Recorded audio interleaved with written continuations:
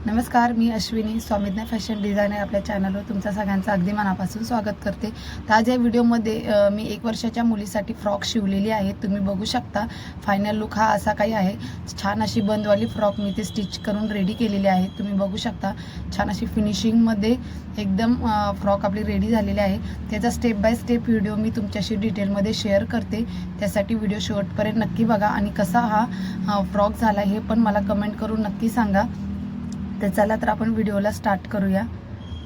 तर इथे मी तुम्ही बघू शकता 4 फोल्डमध्ये अस्तर कटिंग करून घेतलेला आहे। त्याची पूर्ण उंची जी आहे ना ती मी 9ची घेतलेली आहे। 9ची का तर पूर्ण उंची ही 8ची आहे, त्याच्यामध्ये 1 इंच मी एक्स्ट्रा घेतलेला आहे। जी शोल्डर आहे ती शोल्डर 4.5ची घेतलेली आहे आणि गळारुंदी 2ची घेतलेली आहे। तर 4.5च्या शोल्डरपासून आपल्याला खाली 4 इंचावर मार्क करून आपल्याला मोंड्याचं माप टाकायचं आहे। जर तुम्हाला स्लीव्ज अटॅच करायचे असतील तर 4.5चं पण घेऊ शकता, पण ही आपली बंदवाली फ्रॉक आहे, याच्यामध्ये आपल्याला स्लीव्ज अटॅच करायची नाही आहे। तर गळ्याची जी उंची आहे, गळ्याची उंची मी 3ची घेतली आहे। तुम्हाला जर जास्त हवी असेल तर तुम्ही 3.5 पण घेऊ शकता, पण शक्यतो 3चीच गळारुंदी व्यवस्थित होते, गळ्याची उंची व्यवस्थित होते। तिथे आपल्याला कमरेच्या खाली मी अर्धा इंचावर मार्क करून तिथे एक लाईन ड्रॉ करून घेते। तुम्ही हे माप आहे ना, हे माप तुम्ही 9 महिने 1 वर्ष ते 1.5 वर्षाच्या बाळापर्यंत मुलींसाठी माप तुम्ही यूज करू शकता। हे एकदम परफेक्ट माप बसतं। जर तुमची मुलगी किंवा कस्टमर 1 ते 1.5 वर्षापर्यंत जरी असेल तरी हे माप तुम्ही टाकून तुम्ही फ्रॉक स्टिच करू शकता, तुम्हाला जशी पाहिजे तशी। तिथे बघू शकता मोंढा मी ड्रॉ करून घेतलेला आहे 1 इंचावर। गळा पण मी गोल गळा ड्रॉ करून घेतलेला आहे। आता आपल्याला जसं मी तुम्हाला दाखवलं आहे अगदी त्याप्रमाणेच आपल्याला कटिंग करायची आहे, जसं ड्रॉ केलं आहे अगदी त्याप्रमाणे। तर इथे मी जो पुढचा आणि मागचा जो गळा आहे तो गोलच ठेवलेला आहे, कारण आपल्याला बनची फ्रॉक स्टिच करायची आहे, त्यासाठी गोलच गळा लागतो। तर पुढचा आणि मागचा एकदम सेम गळा मी इथे ठेवलेला आहे। त्या इथे मी गळा पण कट करून घेते, तुम्ही बघू शकता। तर आपली अस्तरची कटिंग झालेली आहे, तुम्हाला मी ओपन करून दाखवते। ही अशी काय आपली कटिंग झालेली आहे। आता आपण मेन फॅब्रिकवर मी याची कटिंग करून घेते। थोडं एक्स्ट्रा ठेवून आपल्याला मेन फॅब्रिक थोडं एक्स्ट्रा ठेवून आपल्याला कटिंग करायची आहे। तर आता हे दोन्ही पण भाग मी वेगवेगळे करते, जसं दाखवले तुम्हाला व्हिडिओमध्ये तसंच।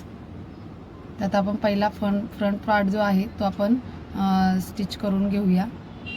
तिथे तुम्ही बघू शकता जे खालचं फॅब्रिक आहे ते सरळ ठेवायचं आहे आणि त्याच्यावर अस्तर ठेवलेला आहे। इथे 4 नॉड मी कटिंग करून घेतलेले आहेत, म्हणजे बनवून घेतलेले आहेत। नॉड तुम्ही तुमच्या हिशोबाने ठेवू शकता, पण छोट्याच नॉड ठेवा। तिथे आपल्याला मोंड्यापासून स्टिच करायचं आहे, तुम्ही बघू शकता अगदी तुम्हाला व्हिडिओमध्ये दाखवले अगदी त्याप्रमाणे। शोल्डरच्या इथे आल्यावर आपण दाब व्यवस्थित स्ट्रेट करून आपण ही जी नॉड आपण तयार केली आहे ती अगदी सेंटरला ठेवायची आहे, कडेला ठेवायची नाही आहे, शोल्डरच्या सेंटरला ठेवायची आहे। जिथे नॉड येते तिथे आपल्याला लॉक करून घ्यायचं आहे, जेणेकरून नॉड नंतर तुटली नाही पाहिजे किंवा धागा वगैरे निसटला नाही पाहिजे त्यासाठी। तर तुम्ही बघू शकता इथे नॉडची ते आपल्याला डबल लॉक करून घ्यायचं आहे, डबल शिलाई करायची आहे। तसंच आता आपल्याला खालून नॉड पण व्यवस्थित अशी एका साईडलाच ठेवायची, जेणेकरून गळा स्टिच करताना त्याच्यामध्ये सुई खाली आली नाही पाहिजे। आता आपण जसं आपण गळा कटिंग केला अगदी त्याप्रमाणे गोल गळ्यावर आपण स्टिच करून घेणार आहोत।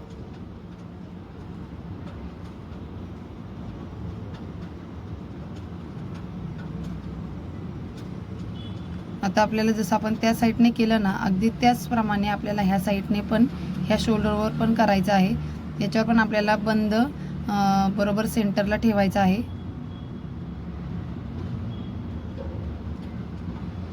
सेंटरला ठेवून परत डबल लॉक करून घ्यायचं आहे नॉडच्या इथे। तसंच खाली मोंड्याची ती आपल्याला शिलाई करून घ्यायची आहे, तुम्ही बघू शकता।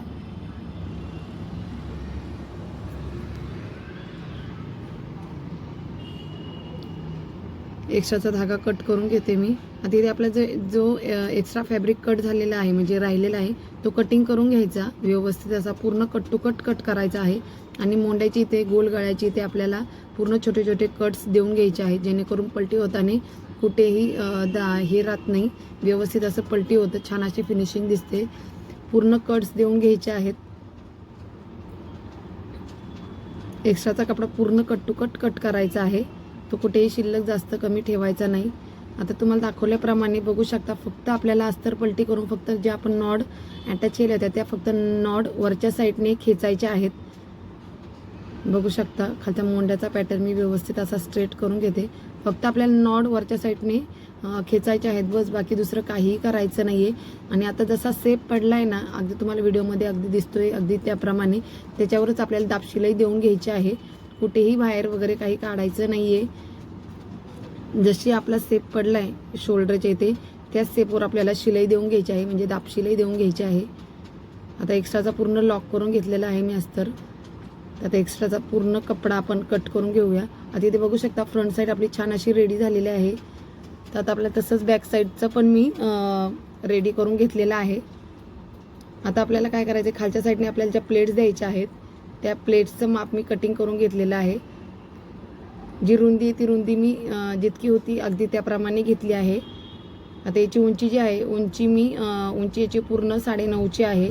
तर याला मी त्याच्यात अर्धा इंचच एक्स्ट्रा घेतला आहे कारण खालच्या साईडने गोट आहे म्हणजे काट आहे, त्याच्यामुळे खालच्या साईडने फोल्ड करायची गरज नाही आहे. जर तुमच्या खालच्या साईडने काही डिझाईन वगैरे नसेल तर तुम्ही 1 इंच एक्स्ट्रा घ्या. मी अर्धाच इंच एक्स्ट्रा घेतलेला आहे. आता आपल्याला मी इथे 1 इंचावर प्लेट देत आहे. तुम्ही बघू शकता 1 इंचावर प्लेट दिलेली आहे मी. आता इथे छान अशा आपल्या प्लेट आपल्या रेडी झालेल्या आहेत. तर एक पार्ट घेऊन तो पार्ट आपल्याला उलटा ठेवून त्याच्यावर आपल्याला डबल शिलाई करून घ्यायची आहे. तसाच आता मी मागचा पार्ट पण इथे रेडी करून घेते. आता इथे बघू शकता शिलाई करून छान असा फ्रंट साईडचा पार्ट आपला इथे रेडी झाला आहे. आता अगदी त्याचप्रमाणे मी बॅक साईडचा पण जो आपला पार्ट आहे ना तो पण मी असाच पूर्णपणे रेडी करून घेते. आता बॅक साईडचा साईडचा इथे आपला रेडी झालेला आहे. मी एक्स्ट्राची शिलाई टाकून फिटिंगची शिलाई करून घेतलेली आहे. तुम्ही बघू शकता. आता ही फ्रॉक मी पूर्ण तुम्हाला पलटी करून दाखवते.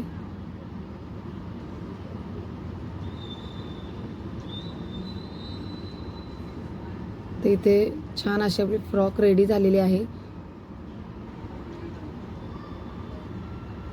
छान अशी फिनिशिंगमध्ये इथे मी एक फ्लॉवर्स बनवून लावलेला आहे जेणेकरून फ्रंट साईडला एकदम प्लेन होतं म्हणून. त्यासाठी तुम्हाला अजून काही डिझाईन येत असेल तर तुम्ही ती पण अटॅच करू शकता.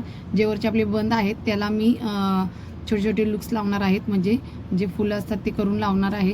आणि कमरेच्या साईडला आपल्याला एक पट्टी द्यायची आहे एक्स्ट्रा, जेणेकरून बाळाला लूज फिटिंगमध्ये त्यांच्याप्रमाणे करता यावं म्हणून. अशा प्रकारे हा व्हिडिओ कसा वाटला हे कमेंटमध्ये नक्की